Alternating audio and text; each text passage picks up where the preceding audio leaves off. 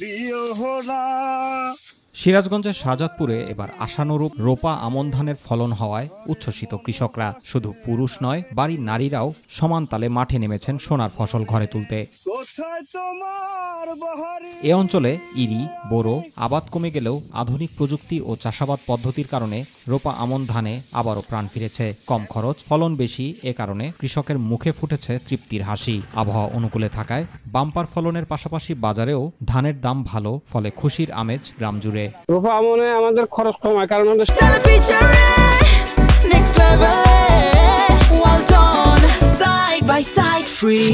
সেচের প্রয়োজন হয় না, আবার কামলা জমিতে খরচ কম হয়, দাম কম থাকে এই সময়, আর ওই সময় দাম কম বেশি থাকে।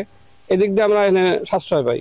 অন্যান্য বছরের নিয়ে এবার ফলন একটু বেশি হয়েছে। কলে সেচ পানি দেওয়া লাগে না, নিরেন কম লাগে, আবার সার একটু কম লাগে। এইরকম আমরা অনেকদিন ধরে এটা বুনতেছি, তার আমরা খুব লাভবান এটা বুনে। আমার বাড়ির পাশের জমি আমি আবাদ করছি, জমির দাম ভালো ফসল হয়েছে। এদিকে উৎপাদন বাড়াতে মাঠ পর্যায়ে নিয়মিত কাজ করছে কৃষি অধিদপ্তর। পরামর্শ ও প্রযুক্তি সহায়তা পেয়ে উৎসাহিত হয়েছেন কৃষকেরা। এই ধানগুলো চাষের জন্য উৎসাহ দিচ্ছি। কৃষকরা এগুলো দ্রুত কেটে সরিষা আবাদ করতে পারছে। আগে আমাদের মাঠে 2টা ফসল আবাদ হতো, এখন 3টা ফসল আবাদ হচ্ছে। এরকম আবহাওয়া বজায় থাকে, সামনের বছরগুলোতে এর আবাদ আরো বাড়বে। এবং মাঠ পর্যায়ে আমরা এখন পর্যন্ত প্রায় 80% ধান কাটা হয়ে গেছে। আমরা যেটা দেখেছি যে বিঘাতে প্রায় 18-20 মণ করে ধান পাওয়া যাচ্ছে।